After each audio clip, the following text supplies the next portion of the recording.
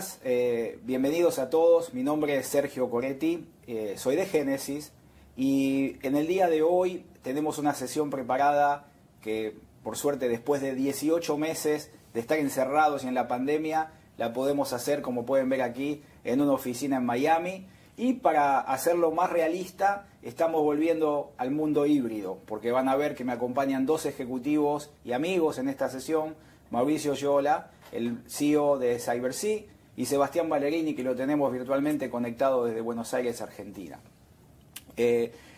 Hablamos de romper barreras porque durante los últimos tiempos nos dedicamos a incrementar los niveles de resiliencia y hemos, de alguna manera, barrido obstáculos, trabajados en mejorarlos, y a partir de eso, esos niveles de resiliencia no solo se han elevado, sino que ahora nos ponen en cuestión, nos ponen en el centro también cómo podemos hacer para elevar los niveles de empatía. Y vamos a hablar acerca de la innovación y las tecnologías con estos dos grandes monstruos que tenemos en la región. Antes de empezar, me gustaría que, si alguno de ustedes tiene alguna pregunta para nosotros, que la escriba en el chat y al final de la sesión intentaremos incorporarlas y responderlas. Sin más, me gustaría entonces comenzar. Y Sebastián, me gustaría comenzar contigo preguntándote acerca de la nube, ¿no? La nube es algo que todas las compañías hoy en día creo que conocen, están considerando como una tecnología válida, pero la nube ha demostrado un crecimiento exponencial, un crecimiento muy grande en la región en los últimos años, y la tendencia nos muestra que esto continúa en crecimiento. ¿Podés, por favor, compartirnos tu perspectiva acerca de lo que debemos esperar de estas soluciones de nube? Bueno, primero, buenos días a todos, acá desde Buenos Aires. A ver, la nube son esas palabras, nube, transformación digital, que están en todos los PowerPoints. Entonces a mí me gusta por ahí eh, decir, bueno, ¿qué pasó con la nube en Latinoamérica y qué nos pasó a nosotros en esta historia de empezar a mover un negocio que era más orientado a on-premise o premisas en casa de cliente a nube? Y la verdad que el que nos ayudó mucho fue, todos lo saben, el COVID, porque el día que nos enfrentamos, hablando de esto de resiliencia, a tener que empezar a mover nuestras operaciones a remoto y hacerlo en tiempo récord, ahí apareció el valor de la nube. Todo lo que veníamos hablando durante mucho tiempo de que pasar a la nube y las ventajas de la nube, tuvimos que demostrarlo en vivo y sin red, con todos nuestros clientes que fueron a operación real. Entonces creo que ahí es donde esto de la flexibilidad que te da la nube y la posibilidad de tener modelos adaptables, viene el valor. Y para ponértelo en números, el uso de la nube a nivel de Latinoamérica en los últimos 3 años para nosotros subió 25 veces, 25 por. Así Impresionante, sí. que, digo, definitivamente la nube, que era una tendencia, ya es una realidad. Digo, y hoy nadie discute cuándo se va a la nube, lo único que se discute es cuándo y cómo, pero claramente es a donde estamos yendo, ¿no? Estupendo, estupendo. Y Mauricio, pensando en la forma en la que hoy, ¿no?, nos entretenemos, ordenamos comida, ¿no?, compartimos momentos con la familia, nos comunicamos, la nube está jugando también un papel preponderante dentro de eso, ¿no?, dentro de ese espacio. ¿Cómo la nube ayuda a los negocios y a las compañías a transicionar y a poderse posicionar de una manera más ágil y más flexible de cara a la adopción de esa tecnología? Bueno, buenos días. Gracias por la invitación aquí a nuestros socios de negocio Genesis y a todos los participantes. Para nosotros, definitivamente, la nube es un acelerador en toda la evolución hacia la transformación digital. A mí me gusta a veces tratar de aterrizar un poco la nube para entender un poco qué es desde el punto de vista nuestro, y aquí hay que darle créditos a compañías como Apple, que nos ayudaron a evangelizar para que las personas de cualquier nivel cultural y social hoy día puedan hablar de nube, y nos ayudaron a prepararnos a través de sus aplicaciones que permiten compartir data, fotos, archivos, etcétera, y nos fueron preparando para que hoy en día en cualquier contexto podamos hablar de nube, de cloud.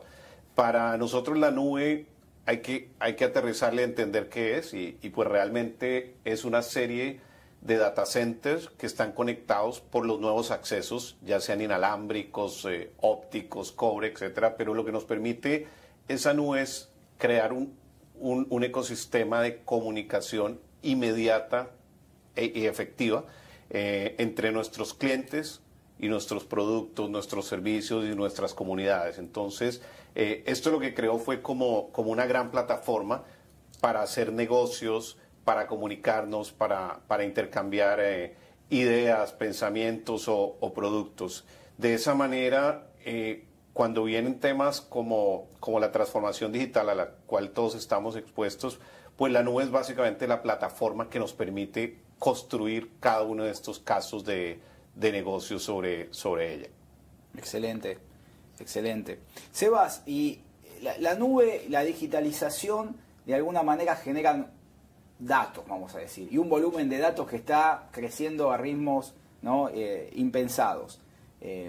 Para el 2025 estamos hablando de prácticamente 175 zettabytes, ¿no?, de datos que van a estar generados por tecnologías IoT, de nube, o sea, estamos hablando de un volumen de datos increíble. Pero los datos hoy nos dan un insumo para una tecnología de las que en Génesis se utiliza mucho, que es la inteligencia artificial, ¿no?, el machine learning particularmente. Y la inteligencia artificial, en esta mirada, ¿no?, está enfocada, si querés, para dos grandes cosas. Una, para empoderar a los funcionarios que están en la atención al cliente, en el servicio al cliente, que están, digamos, representando a la marca, pero también para personalizar mejor la experiencia del cliente y para conocer mejor al cliente. Sin embargo, hay también como un mito, ¿no?, entre el rol de la automatización y la labor humana. ¿Cuál es tu mirada en eso? ¿Estamos en el balance correcto entre la labor humana y la automatización? Bueno, a ver, muchas, digamos, como muchas cosas para analizar. La primera tiene que ver, y comparto lo que decía Mauricio, este tema de la plataforma. O sea, la plataforma es un ecosistema en el cual todos aportan algo para al final de la historia brindar valor a algún negocio. Y desde ese lugar creo que todas las herramientas de inteligencia artificial, automatización, mejora de procesos que se han venido incorporando, suman a esa visión de valor. Ahora, el desafío es orquestar. Digo, es como esto de una orquesta donde cada uno toca un instrumento, pero si el director no sabe hacerlos entrar por más que los toquen muy bien, si no entran en el compás correcto, ahí desafina. Y yo creo que Génesis, en sus clientes agregados a nivel mundial, el otro día lo escuchaba a Tony Bates, decía que tenemos 70 billones de interacciones ocurriendo en nuestra plataforma. ¿Cómo eso lo ponemos en data que pueda ayudar a hacer efectivo la transacción con un cliente o la comunicación con un cliente? Es el gran desafío de la plataforma. Ahora, la segunda parte es la personalización. Y vos me decías, ¿dónde está esto de lo humano, lo tecnológico? Y por ahí la respuesta es depende de lo que quiera cada uno. A mis hijos no les hables, no quiere que los hables. Mis hijos, digo, tengo los teenagers, que ellos viven en el mundo del chat y de la interacción digital, digo, no, de las aplicaciones, ellos no necesitan que nadie les hable, pero quizás yo sí y mi mamá ni te cuento. Entonces, ahí es donde creo que hay un lugar donde hay un human touch, como un toque humano que creo que es irreemplazable, que tiene que ver con esto de la empatía, que es algo que empezamos a tener muy a la mano y creo que es lo que viene y lo que nuestros clientes demandan. Pero el desafío es de vuelta, es orquestar, es cómo entendemos mejor al cliente qué cliente quiere ser más digital y qué cliente quiere ser más analógico, por ponerlo así, o estar más cerca del mundo humano, y poder darle a cada uno la experiencia que va buscando. Mauricio, y esto también genera desafíos.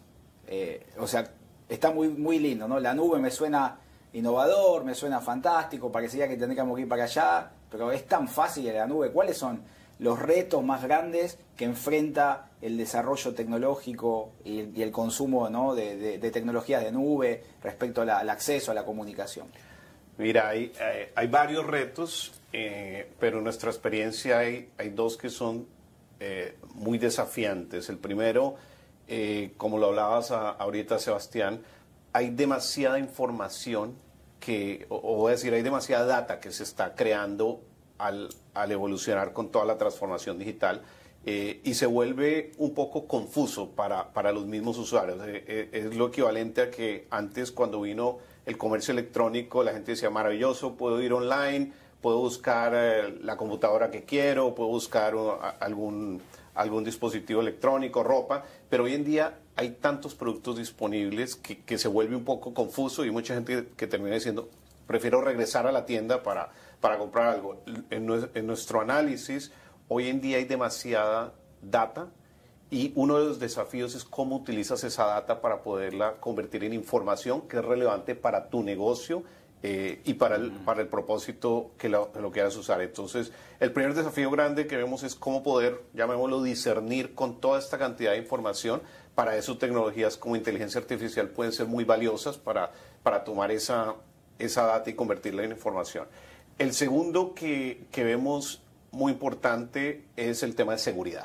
Y esto la palabra seguridad nos da para hablar demasiado profundo. Hemos estado viendo cómo últimamente ha habido secuestros hasta oleoductos, secuestros de data en unidades de cuidados intensivos en hospitales, etcétera, donde los propios gobiernos le dan la recomendación a su entidad de pagar por ser liberados. Y el tema de seguridad es bastante complicado. No sé si seguramente alguno de los que nos está escuchando sufrió en algún momento un secuestro de su cuenta de email o un secuestro de algún acceso, y a cambio de $100, $200, porque hasta ese nivel ha bajado.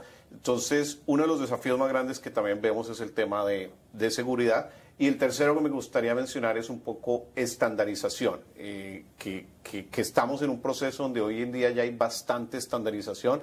Sin embargo, llegar a esa estandarización a todo nivel, porque puede ser hasta la misma estandarización de datos, es un poco desafiante. Esos son los principales desafíos que me gustaría compartir con ustedes. Vale. Y Sebas, Tony Bates, nuestro CEO, ha introducido en los últimos años en el mercado un concepto que está de alguna manera gestionando el futuro de nuestra compañía, de hacia dónde vamos como compañía, y él lo describe bajo este concepto de Experience as a Service.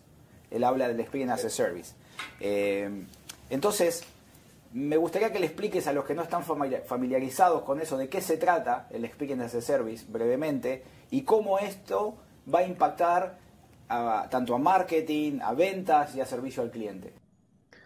Bueno, a ver, nosotros fundamentalmente creemos, de la misma manera que está esta transformación digital, en la transformación del centro de contactos, que digamos, en un mundo anterior era el lugar donde uno llamaba para que le arreglen los problemas, a empezar a ser de alguna manera una herramienta de gestión de la relación con el cliente. Y para eso hay todo un camino. Digo, esto es como decir, bueno, voy como haciendo un proceso de maduración en el cual empiezo a tener una visión 360 del cliente a través de la omnicanalidad. Después avanzamos a un tema más de personalización, lo que hablábamos de la inteligencia artificial, y las herramientas que te permiten entender mejor al cliente. Y al final de la historia es entender cómo generar una empatía a partir de poder predecir lo que el cliente quiere o lo que posiblemente está buscando o le gusta. Entonces, en este proceso de entender toda la información del cliente, empezar a personalizarlo, e ir como a una hiperpersonalización, lo que hacemos es como generar confianza.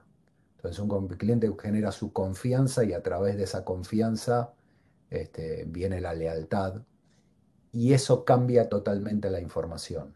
Entonces, para ponerlo en un ejemplo, si yo llamo todos los días, digo, a un banco para contactarme para pedir el saldo de la cuenta a las 4 de la tarde, y un día a las 4 menos 5 el banco me manda un mensaje informándome el saldo antes que yo lo pida, evidentemente, digo, empiezan a conocer qué es lo que yo estoy precisando. Es un ejemplo. En la medida en que vamos conociendo mucho más los gustos, las preferencias y de alguna manera la mejor forma de interactuar con un cliente y no solamente desde el punto de vista de la plataforma, quién es la mejor persona o el mejor canal para hacerlo. Si a mí me gusta que me hablen poco y vayamos rápido, no pongo un agente un agente del centro de contacto que sea más expansivo en las palabras. Alguien que vaya directo al grano. Y si a mí me gusta que me hablen, y vuelvo al ejemplo de mi mamá, que cuando llama al contact center habla como si fuera de la familia, digo, tiene que ser alguien que pueda generar esa empatía. Entonces, al final de la historia, el Experience as a Service es que cada uno tenga su experiencia personalizada, utilizando todas las herramientas de la plataforma y toda la historia disponible para predecir cuál es el mejor comportamiento o cuál es la mejor herramienta para atender a ese cliente en ese momento. Que no es lo mismo a la mañana que a la noche, que no es lo mismo el fin de semana que un día de trabajo. Y entender esas diferencias a nivel de plataforma. Está buenísimo. Gracias por tu resumen y por tu explicación. Y siempre eso después hay que llevarlo a la realidad, a la práctica, y ahí viene el rol también que tienen los integradores como ustedes. Entonces, cuando un integrador tiene que entender el contexto que está cambiando, y por ejemplo, como nos pasó durante el 2020, nos dimos cuenta que de un día para otro no podíamos ir más a las oficinas, teníamos que trabajar desde casa, ¿no? Nos encontramos con un montón de barreras que nos han obligado a cambiar. ¿Cómo crees, Mauricio, que va a ser el retorno a este mundo? ¿Y es para vos, estaremos regresando a un mundo que es más híbrido? A ver, totalmente. Creo que el regreso a la forma de trabajar y de interactuar como teníamos antes de la pandemia no va a existir. Creo que hay un antes y hay un después. En el caso nuestro, digámoslo que irnos a este mundo donde nos tocó trabajar desde las casas y la oficina y no de las oficinas como a muchos de nuestros clientes, voy a decir que fue relativamente fácil porque ya teníamos la infraestructura tecnológica disponible y además en parte por la naturaleza de nuestro negocio, porque nuestro negocio tenemos operaciones en cerca de 20 países, principalmente en Latinoamérica, pero tenemos recursos con conocimiento muy especializado en algunas tecnologías que no los puede replicar en todos los territorios. Entonces estamos muy acostumbrados a trabajar, digamos, de una manera supremamente colaborativa, que esto parte de una filosofía de trabajo, de tener algún tipo de procesos adentro de las empresas, pero también está apoyado por tecnología. Y en este caso, si ustedes se dan cuenta, compañías como Genesys vienen hablando del teletrabajo desde hace muchísimos años, y cuando digo muchos años, desde hace más de 10 años, porque las herramientas tecnológicas permitían para un contact center, por ejemplo, de pedidos, crear agentes que se iban a trabajar por un espacio de 2 horas desde su casa, y la tecnología estaba creada y disponible para esto. Entonces, fue poco más fácil, estuvimos supremamente apoyados por Genesys como por otras empresas como Microsoft, como Amazon, que pusieron a disposición de los usuarios, digámoslo, tecnología gratis durante un periodo de tiempo. Inicialmente fueron 90 días, algunos lo extendieron a 180, y esto nos permitió ayudarles a algunos clientes que no estaban 100% preparados a esto, a hacer esas migraciones, y la verdad la mayoría se quedaron porque cambió la forma de trabajo, y hoy en día las compañías estamos más enfocadas en ver cómo mejoramos la productividad de los colaboradores, y aquí se empezó a hablar un poco con este riesgo inminente de pensar que mañana puedes no estar. Se empezó a hablar también de cómo yo tengo una mejor calidad de vida como empleado, como colaborador de de una compañía y las compañías nos preocupamos de ver cómo introducimos esa calidad de vida en la gente. En el caso nuestro también tenemos varios negocios en el mundo inmobiliario, en el mundo de oficinas, de espacios de colaboración virtual, en el mundo de multifamiliares, que son comunidades autosustentables donde la gente quiere ir a vivir, y nos dimos cuenta que hubo un cambio también a este nivel. Hoy en día estamos en construcción de un par de proyectos y estamos dejando muchas más áreas de unas oficinas colaborativas donde la gente puede estar trabajando en su casa pero quiere de pronto bajar a socializar. Entonces el concepto de la oficina también se vuelve un poco enriquecedor en un aspecto, socializar y intercambiar ideas, colaborar, pero creemos que ya definitivamente la gente probó que puede hacer negocios de manera remota. En casi todas las industrias no es 100% y pensamos que esto no se va a devolver. Entonces, de una u otra forma vemos todos estos temas de pandemia como un gran acelerador de la digitalización y nos puso a prueba a muchas compañías que de pronto tenían el miedo de lo hago, no lo hago, no estoy listo, esperemos que alguien más lo haga, esperemos que el mercado madure, y debido a una situación inesperada nos tocó hacer este proceso rápidamente y acelerado y la verdad pues tuvieron que resolver las empresas y seguir operando de esta manera porque era eso o no poder contactar y operar con sus clientes o exponer sus colaboradores a un tema de seguridad que tiene otras consecuencias. Entonces creo que, para contestar concretamente, creo que el tema de un trabajo híbrido llegó, se va a quedar y creo que la forma de trabajo tradicional que teníamos ha evolucionado y ha cambiado y seguramente va a seguir mejorando en ese aspecto, pero no va a ser lo mismo que antes. De acuerdo. Déjame repreguntarte algo ahí que me surge de tu respuesta. A veces parecería que esto solo le aplica a las grandes corporaciones, a los que tienen miles y miles de empleados. Pero también esto es aplicable para una pyme que tiene 10 o 15, ¿correcto? Totalmente. Es más, no solo es aplicable, sino diría yo, es mucho más fácil para una empresa que no tiene cientos o miles de empleados hacer esta migración porque es una manera más simplificada. Existen herramientas como tenemos tecnología a través de socios de negocios como Genesis, no solamente para la interacción con clientes, sino para las comunicaciones. Y cuando hablo de comunicaciones, hablo de colaboración. Reemplazar lo que era la antigua planta telefónica, reemplazar el sistema de chat, integrarlo al email, a compartir los archivos, que hacen que para una empresa de 10, 15, 20, 50 empleados, hacer esta migración pueda ser una decisión de estar en producción en menos de un par de semanas, una semana, 2 semanas, porque es mucho más fácil hacer esa transformación en esas empresas. En el caso nuestro lo vemos muy fácil, muy disponible para empresas no gigantes, además porque estos modelos de nube permiten que la economía de escala te entregue unos precios de entrada que ya no son una barrera. O sea, el precio que puede hoy día disfrutar una pyme puede ser comparable con el precio que puede tener una compañía que compra miles de usuarios. Estupendo, excelente. Sebastián, vos tenés muchísimos años recorriendo Latinoamérica. No solo con nosotros dentro de Génesis, sino también en otras organizaciones en las que trabajaste en el pasado. ¿Cuáles son los desafíos más comunes que vos encontrás en las empresas de Latinoamérica y qué consejos les darías? Bueno, Latinoamérica tiene y además particularmente, como verán por mi acento que soy argentino, nosotros estamos acostumbrados a vivir en los picos y los valles de las subidas y las bajadas. Eh, entonces, yo creo que en Latinoamérica, con diferencias en los países, pero tenemos una cultura de la resiliencia, de encontrar caminos. Eh, y yo creo que lo que nos dio la pandemia es esto de, por un lado, en tener que ser resilientes y lo que decía Mauricio, empezar a como a redefinir todo nuestra filosofía de vida, de trabajo, de lo que hacemos todos los días, pero por otro lado era un camino enorme para la innovación.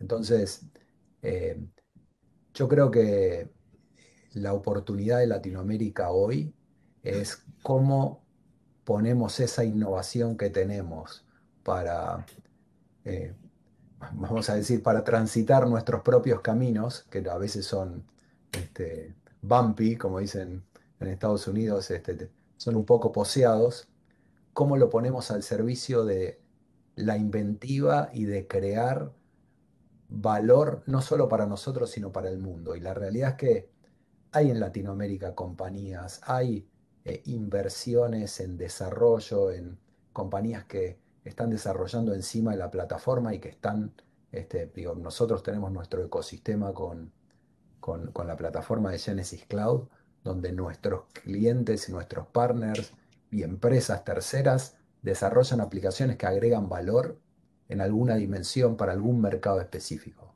Entonces, yo diría que después de todos estos años de Latinoamérica, creo que esta es la oportunidad de demostrar y poner toda nuestra creatividad al servicio de esta transformación de mercado, esta disrupción de mercado es la combinación de cloud y transformación digital.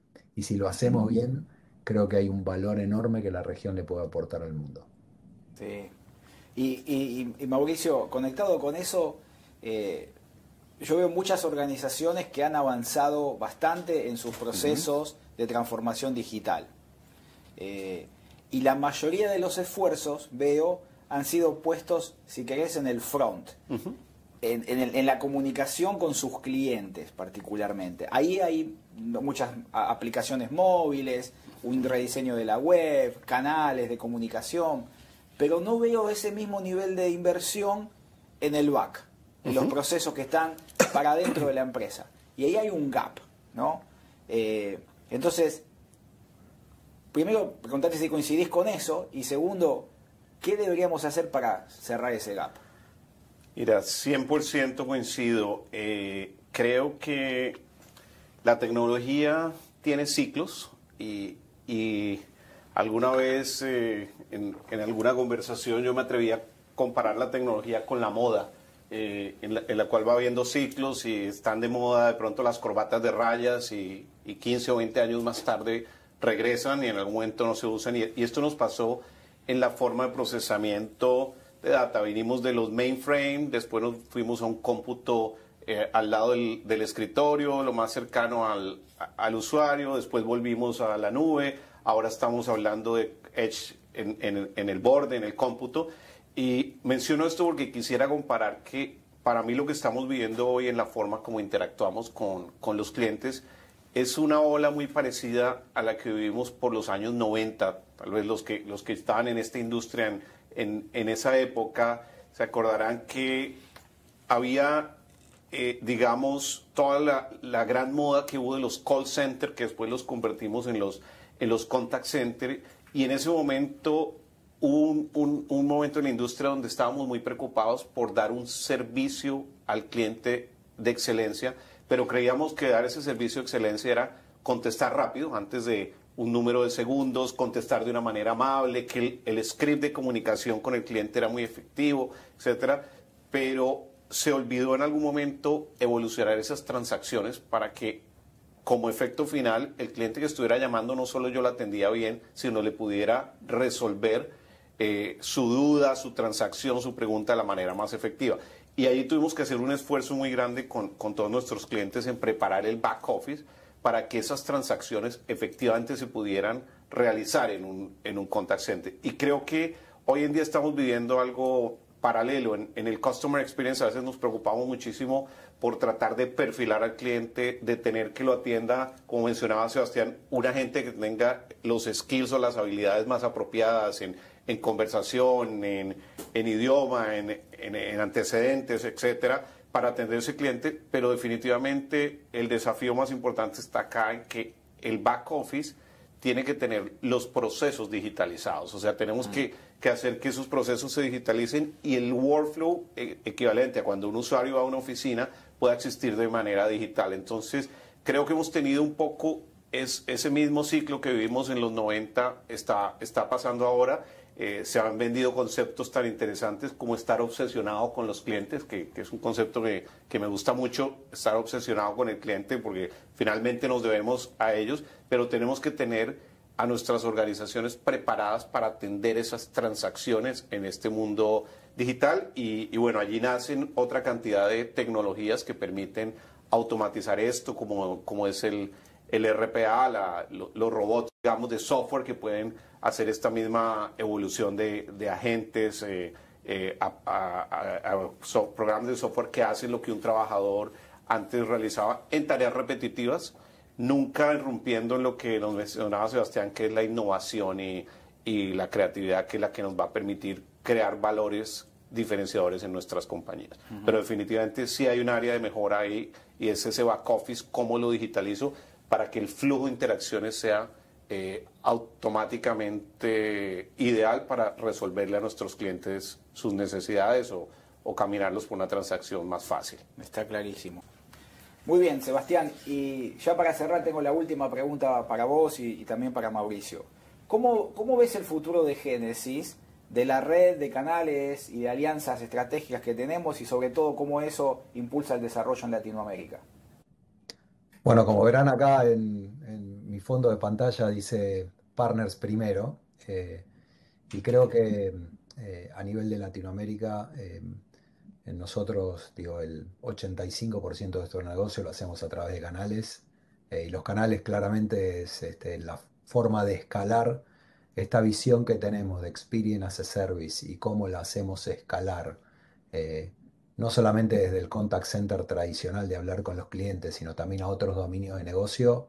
Eso claramente lo hacen los partners, y CyberSea lo está haciendo con todas compañías que tienen el grupo y que de alguna manera no solamente trabajan este, con clientes, sino también trabajan en el sector público y tienen una solución de, llamémoslo, de conocimiento y aporte a los ciudadanos, a las ciudades, a los gobiernos, a los diferentes dominios. Entonces creo que para nosotros es importante entender cómo potenciar eh, el valor de negocios que tiene cada partner. En el caso de CyberSea, entender su ecosistema y ver cómo la solución de Génesis empieza a orquestar para generar esa innovación, que creo que es la clave de lo que viene. Cómo nosotros podemos innovar junto con nuestros partners para darle a nuestros clientes este camino hacia la experiencia de servicio, que nosotros vemos como visión de evolución, que tiene que ver como entender de un cliente, de un ciudadano, de alguien con quien queremos generar empatía, entender ese momento de cuál es el mejor outcome para esa transacción en cada momento, que no es siempre el mismo, depende del momento, puede ser uno diferente. Y entender eso es clave, y los partners como CyberSea son los que de alguna manera nos van a hacer escalar ese negocio y ayudar a ejecutar esa visión. Vale. Mauricio, sos muy conocido por ser un emprendedor serial, una persona que lleva la innovación al extremo y que aprende ¿no? en el desarrollo, en esa trayectoria. Si pudieras dejarnos tus mejores lecciones aprendidas, ¿cuáles serían? Bien, gracias. Lecciones aprendidas. Hace 20 años el acceso a capital era muy limitado para hacer emprendimiento. Hoy en día hay bastante acceso a capital, y una de las lecciones aprendidas más importantes y que fue un punto de inflexión en nuestro negocio, que CyberSea nace como un integrador de sistemas tradicional, y por allí en la época del año 2008, 2009 nosotros teníamos una gran cantidad de clientes muy importantes que quisieron cambiar su modelo de negocio, de comprar proyectos a 3 años con un contrato de soporte, y como nos veían como partners estratégicos de un servicio, nos decían, mira, ¿por qué no te encargas tú de hacer esto y me cobras una mensualidad? Cuando fuimos a hacer esto fue cuando la industria daba sus primeros visos de que el consumo de información y tecnología iba a ser más como servicio, y uno de los desafíos más importantes que tuvimos fue la estructuración financiera, porque teníamos contratos con clientes AAA, teníamos fabricantes de primera línea, empresas públicas, pero cuando íbamos a hacer el proyecto, la banca local nos veía como el sujeto de crédito y no al cliente AAA, y fue muy difícil tener ese acceso a capital. Eso, digamos, es una lección aprendida. Hoy en día la estructuración financiera es completamente diferente y está disponible. Nosotros, dentro de todo este proceso, creo que el otro gran aporte que yo puedo hacer es el mayor valor que hoy tiene alguien que quiera emprender está en la innovación.